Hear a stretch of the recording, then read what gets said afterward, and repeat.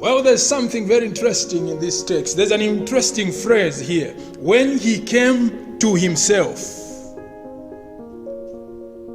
You see, the Bible talks about a prodigal son coming to himself. And this phrase is suggestive and conclusive. Now notice, beloved, he came to himself. This must mean that when he left his father's house, he went out of himself. He went out of himself because he decided to live for self. He left himself when he chose to live for self and realized that he was not himself when he came back to himself. Check what the Bible is saying there. So there is a nobler self that was abandoned and a degrading self that was embraced when he chose to live by himself. He left the restrictive boundaries of his father and went out to enjoy himself with self as the center of his life. Over time, he realized that self could not support himself and that life lived to self is like a book on a shelf. It does no good.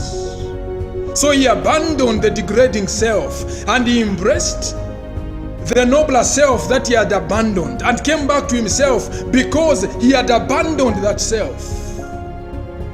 Well, there's something here. There's a self that you must abandon and a self that you must come to. For the self that you abandoned to leave space for Christ where self was placed.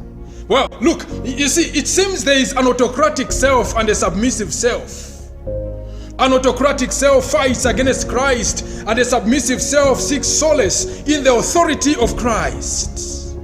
So when he came to himself, simply means he stopped living for self and placed self where it was supposed to be placed, with Christ's love in the place of self. Then he came back to himself. So he lost himself when he lived for self and found himself when he lost the self that made him lose himself. You see, when you choose to live for self, you choose to lose a nobler self. And you can only find yourself when you abandon that self, which places itself in antagonism against God.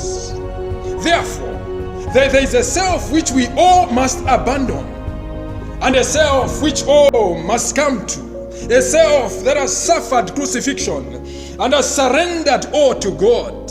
A self that does not seek to be first, or a self that shuns the spotlight of praise but seeks obscurity and rejoices in being led. This self is the self that he came to when he came to himself and realized that he was in a wrong place and started off back to his father. Yeah, there's a question here. Have you found yourself?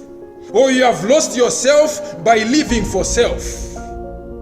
The young man came to himself in the light of the Father's love, and you can only come to yourself in the reality of Christ. It is in the reality of Christ that you are made aware of a nobler self, and you take possession of a nobler self and abandon the degrading self. Do you have yourself today?